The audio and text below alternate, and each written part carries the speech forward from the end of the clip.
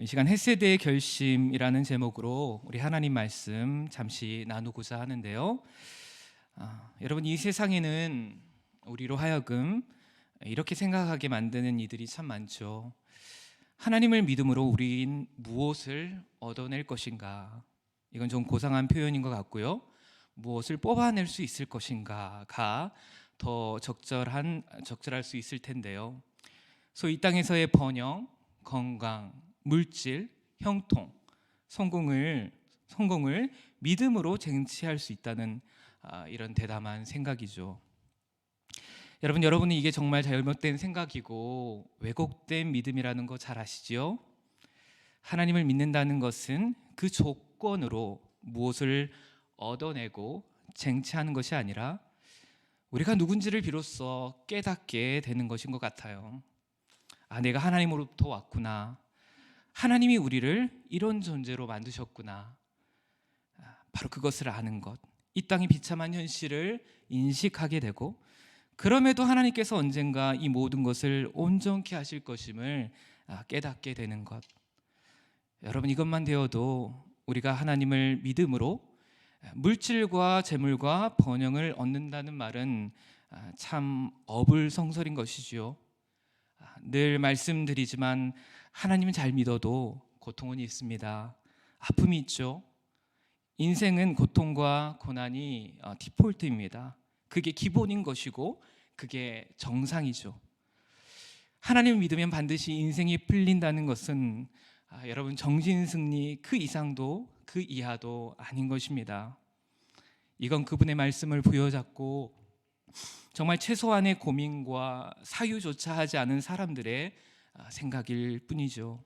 이런 생각을 조장하는 이들의 말을 여러분 믿지 마세요.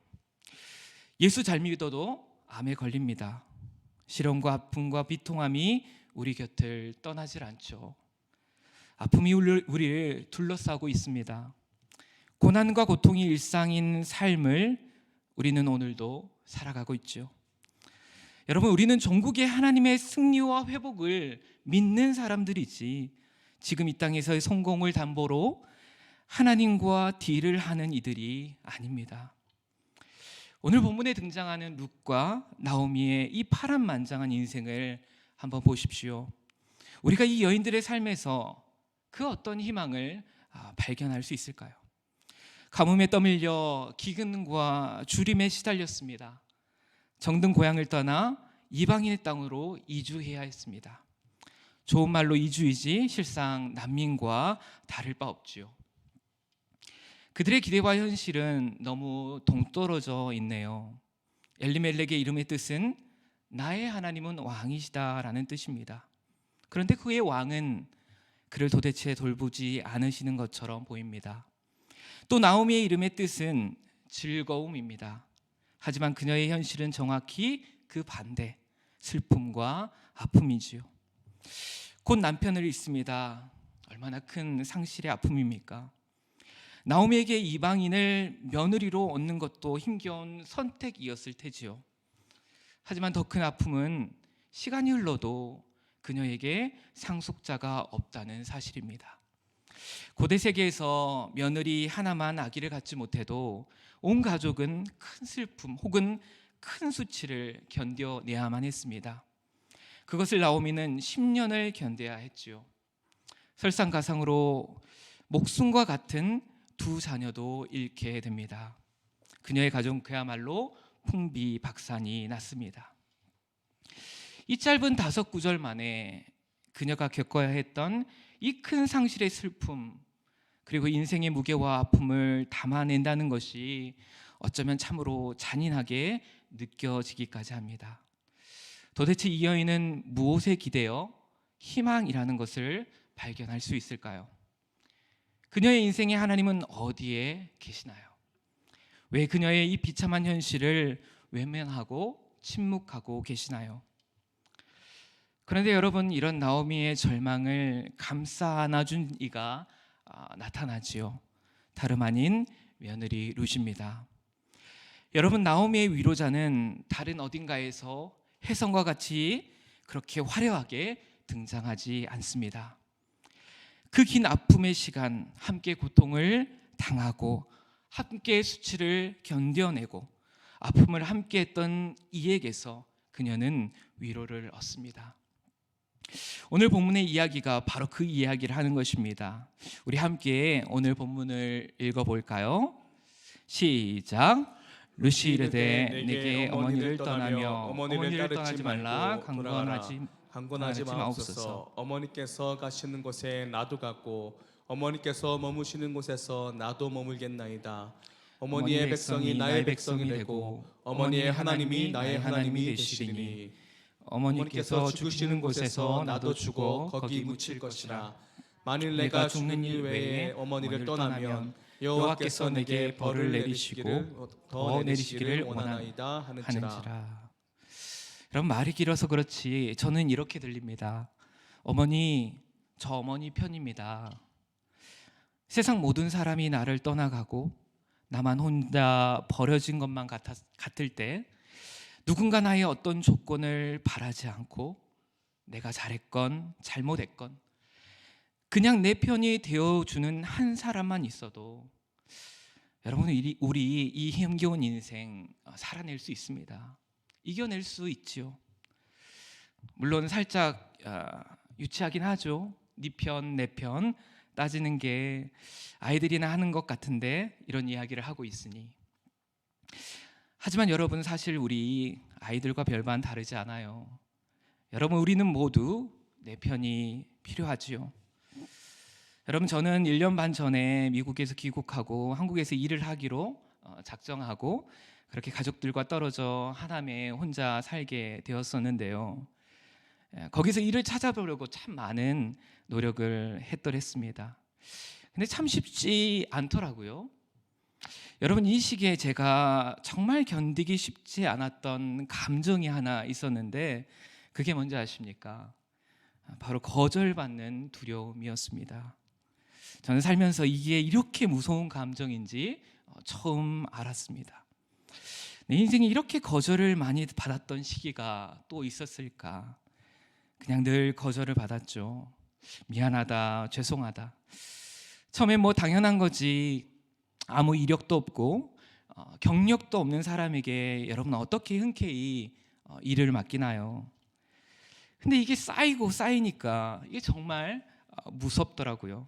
처음에는 그럭저럭 버티고 그런 감정이 와도 뭐 훌훌 털어버리고 그러다가도 그게 계속 지속되고 또 반복되고 그러다 결국 어느 순간에는 그 감정에 압도되어 있는 저를 발견했습니다. 그게 저의 경험에 대한 거절이고 실력에 대한 거절일 뿐이라는 것을 분명 머리로는 알겠는데 마음으로 힘들어지기 시작하더라고요. 내 경험, 실력을 넘어 나의 존재에 대한 거절감으로 치환이 되어버리는 거죠. 너무 아프더라고요. 참 힘들더라고요. 그냥 주저앉고 싶더라고요. 내가 정말 이런 쓸모없는 존재였나? 나는 정말 가치가 없는 존재인가?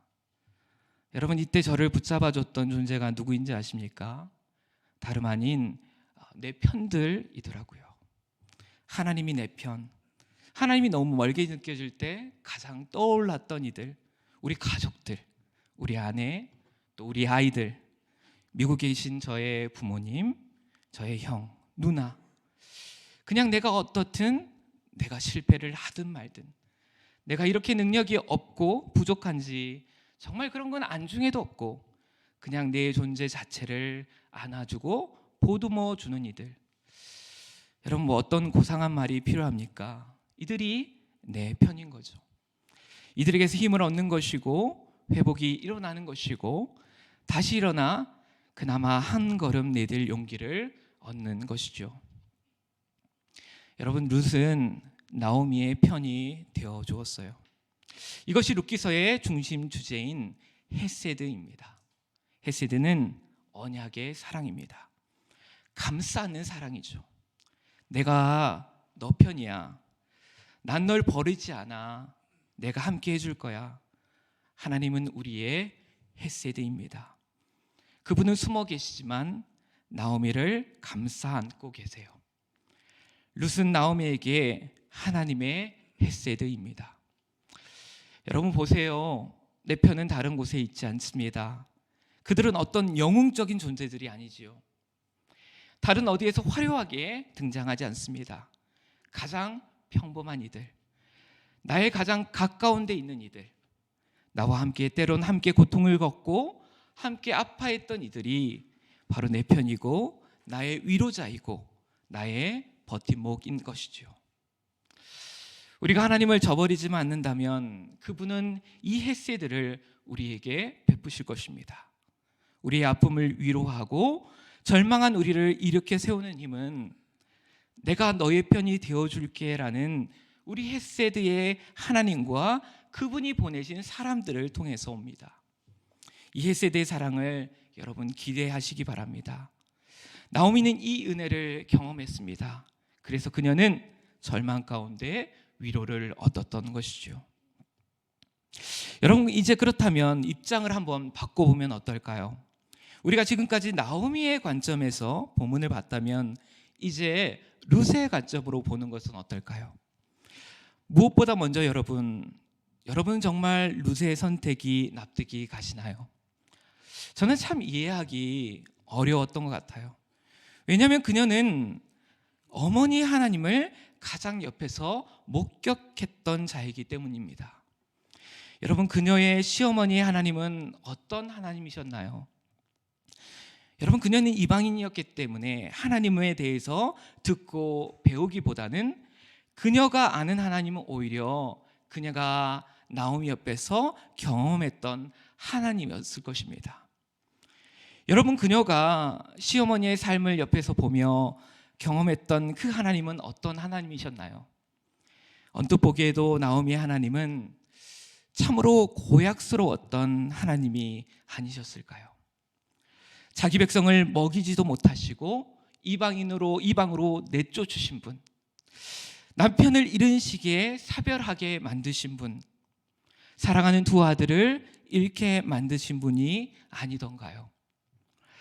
나오미로 하여금 철저히 혼자 되게 하시고 실패하고 좌절하고 절망을 맛보게 하신 그런 무능하고 고약한 하나님 아니셨나는 말입니다.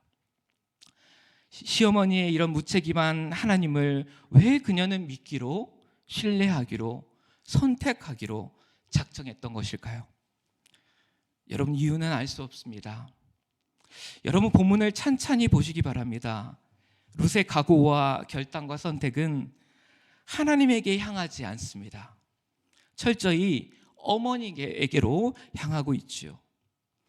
오히려 본문을 보면 룻은 자신의 하나님으로서가 아니라 시어머니의 하나님을 믿고 따르기로 결정하고 있지요.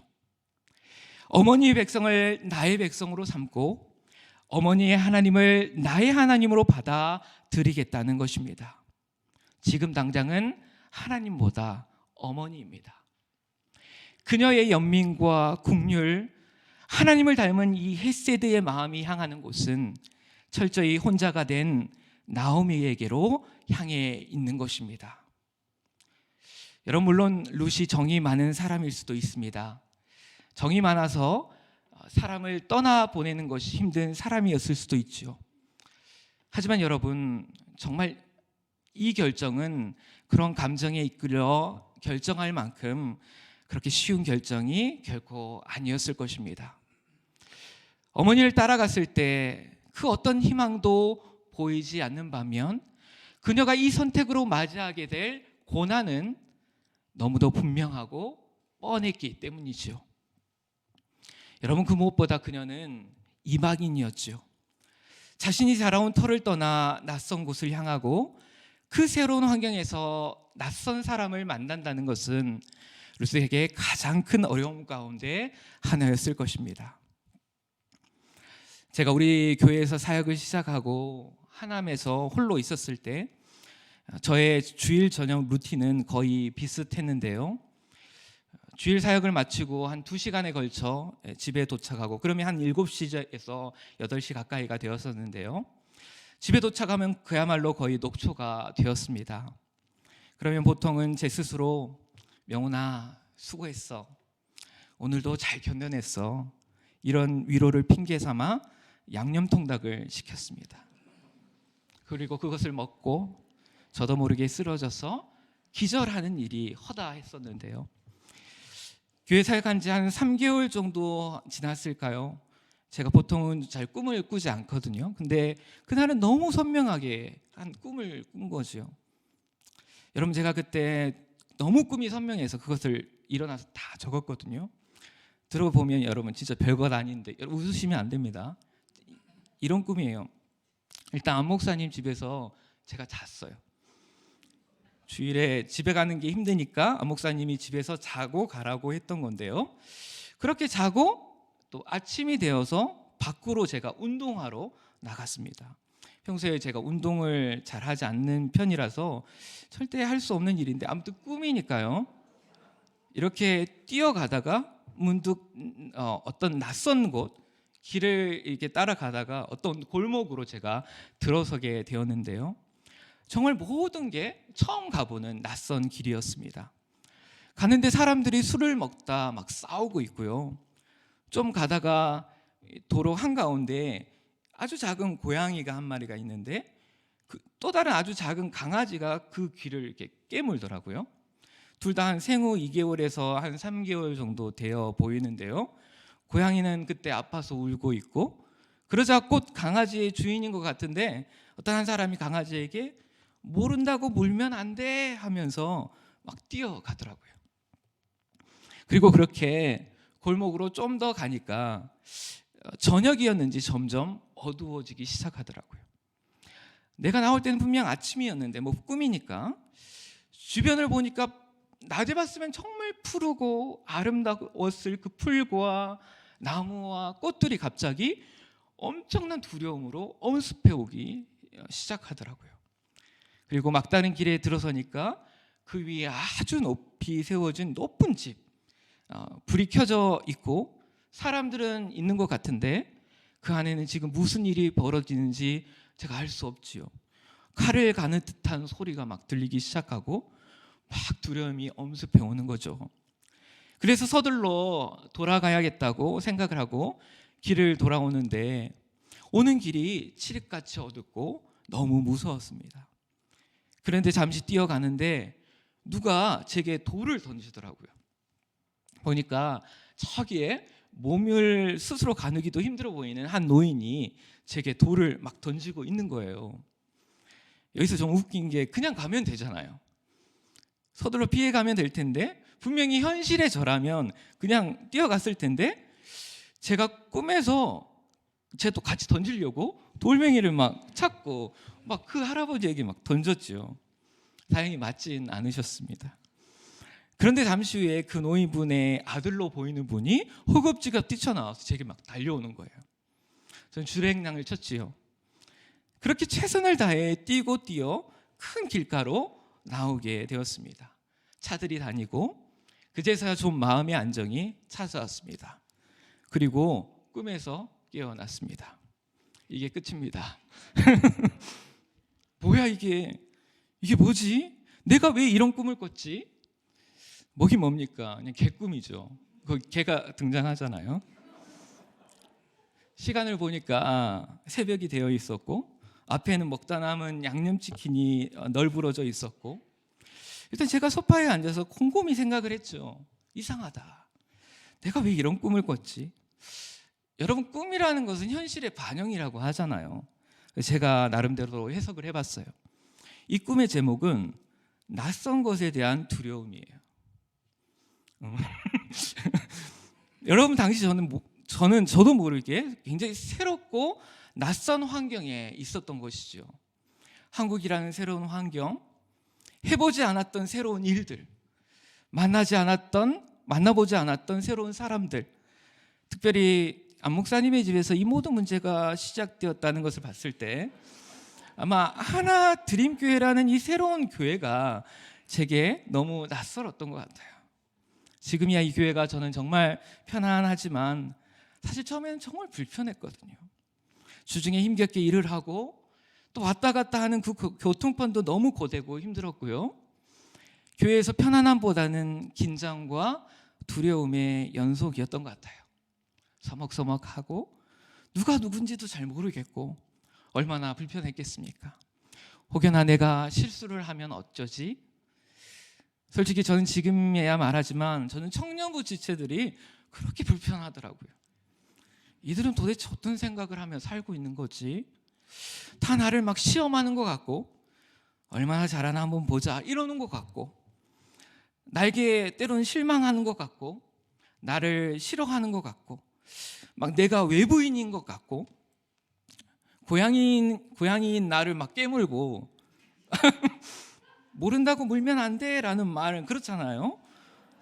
제가 타인인 것처럼 그렇게 느껴지고 그 노인처럼 낯선 제게 돌을 막 던지고 저도 억울한 심정에 같이 막 돌을 던져보는 이게 그때 저의 심리 상태였지 않나 그렇지 않았겠습니까? 모든 게 불편하고 어색하고 경직되어 있었던 것이죠. 왜요? 우린 서로를 잘 모르니까. 서로를 모르기에 여러분 그 낯설음은 두려움으로 다가왔던 것이죠. 여러분 기본적으로 타인과 함께 한다는 것은 정말 어려운 것입니다. 타국은 더 어렵겠지요. 이걸 말해 뭐 하겠습니까? 완전히 다른 언어와 가치관과 문화와 환경에 있는 이들에게 특별히 고대 세계는 더 했겠지요. 다른 신, 다른 세계관, 혈통도 다르고 나와 관계도 없고 나를 알지 못한 이들로 가득한 공동체. 여러분 무엇보다 유대인들은 얼마나 이방인들에 대해 배타적이었던가요? 환대는 정말 기대도 하기 힘들었겠지요. 더욱이 지금 그녀가 함께 돌아가고자 하는 이 시어머니는 여러분 어떤 상태인가요? 타국에서 성공하며 돌아간 게 아니잖아요. 철저히 실패하고 모든 것을 잃어버리고 그렇게 돌아가니 하나님이 그녀를 버렸다고 벌을 내리셨다고 사람들이 모두 수군대지 않았을까요? 여러분 본문에도 그 이야기가 나오죠. 사람들이 막 수군거리기 시작하죠. 여러분 이 두 과부가 새로운 환경에서 버텨내야 할 어려움은 정말이지 한두 가지가 아니었습니다. 그럼에도 룻은 결단한 것입니다. 그녀는 자이든 타이든 헤세드가 되기로 작정한 것이죠. 더 이상 비극과 환탕과 자기 번민과 자기 연민에 머물지 않고 담대함으로 그 고난을 정면으로 직면한 것입니다. 결국 룻의 이 결단은 그녀의 가족의 고통과 아픔을 끊어내는 발단이 되었지요. 도저히 풀 수 없을 것만 같았던 실타래와 같이 엉켜있던 인생의 문제들이 하나둘씩 풀릴 수 있었던 것은 여러분 그녀가 회피하지 않았다는 데 있습니다. 아픔과 고통을 껴안고 그 안으로 들어갈 때 변화는 일어나는 것입니다. 그리고 이 용기의 시작은 언제나 신실함, 책임감, 곧 헤세드의 사랑에서 온 것입니다. 여러분 이 세상에는 고통의 현장으로 기꺼이 나아가려는 이들을 우리는 종종 만나게 됩니다. 어떤 희생과 대가가 있다고 할지라도 타인에게 선을 행하겠다는 그런 의연한 결의를 가진 이들이 바로 그들입니다. 사랑의 대상에게 설령 어떤 희생을 치른다고 할지라도 자신을 얽어매는 것이 바로 이 헤세드의 사랑이라고 한다면 룻은 나오미에게 이 헤세드의 사랑을 실천한 자인 것이지요. 여러분 호세아 선지자를 기억하시지요? 자신을 배신하고 다른 남자를 찾아 떠난 창녀를 끝까지 책임지는 사랑이 정확히 이 헤세드의 사랑입니다. 아픔을 껴안는 것입니다. 가시와 같은 상처투성이 온갖 더러움을 개의치 않고 사랑의 대상으로 보듬는 것입니다. 설령 그 상처에 내가 찔리고 아프고 피를 흘려도 그래도 더 끌어안는 것입니다. 여러분 우리 예수님도 그러셨죠. 우리를 껴안으셨습니다. 우리의 아픔과 상처를 다 끌어안으셨죠. 헤세드의 하나님의 절정이 바로 이 십자가임을 우리는 너무 잘 알고 있지 않습니까? 언젠가 제가 말씀드렸던 것 같은데요. 기독교에서 말하는 사랑은 감정이라기보다는 의지이죠. 끝까지 사랑하겠다는 것. 바로 그것은 곧 끝까지 책임을 지겠다는 것입니다. 어떤 희생을 치른다 할지라도. 이방 여인이었던 룻은 희망 없던 어머니를 홀로 두지 않았습니다. 그녀에게 이런 호의를 베풀 여력, 여러분 대체 있었던가요? 자신도 남편을 잃었죠. 아무것도 없는 과부이긴 여러분 매한가지 아닙니까? 자신의 고통조차 감내하기 힘겹고 버거웠지만 그녀는 나이가 들어 홀로는 살아갈 수 없는 이 시어머니를 그냥 두지 않았습니다. 나도 연약한 자이지만 더 연약한 자를 자비와 긍휼로 바라보고 포기하지 않고 함께할 수 있는 바로 그 용기. 그 용기는 분명 하나님이 주신 용기일 것입니다. 여러분, 이 숭고한 용기와 결단의 결과를 우리는 잘 알고 있습니다. 헤세드의 사랑으로 품은 그녀를 우리 하나님은 동일한 헤세드의 사랑으로 품어 주셨던 것입니다. 보아스의 넓은 품에서 그녀는 하나님의 따스한 헤세드를 경험하고 안도하게 될 것입니다. 말씀을 마무리하고자 하는데요. 여러분, 인생을 살다 보면 우리의 처지가 참으로 절박하고 절망적일 때가 많지요. 이때 자신을 잘 살피고 돌아보고 힘을 내는 것이 중요합니다. 그것만 잘했으면 정말 좋겠습니다. 오늘날 얼마나 자신을 돌아보지 못하고 또 쉽게 자기를 포기하고 자기를 내던져 버리는 이들이 여러분 얼마나 많습니까? 자신만이라도 잘 보살폈으면 좋겠습니다. 여러분, 그래도 괜찮습니다. 내 편을 찾으시기 바랍니다. 무엇보다 하나님이 우리의 헤세드가 되어주신다는 사실을 여러분 결코 잊지 마시기 바랍니다. 그리고 하지만 만약 용기를 내어 한 발짝 더 나아갈 힘이 여러분 생긴다면 이렇게 결핍되고 힘겨운 나의 도움조차도 절박한 누군가를 바라보기를 우리 하나님은 여러분들에게 원하시고 계십니다. 룻과 같이 나의 마음도 텅텅 비어있고 절망 속에서 괴로워하며 꾸역꾸역 내 삶을 버텨내고 있는 그 순간에 나보다도 절박한 이들을 찾고 품을 수 있는 용기를 가질 수 있다면 여러분, 헤세드의 하나님은 그 사람을 반드시 하나님의 헤세드로 보답하실 것입니다.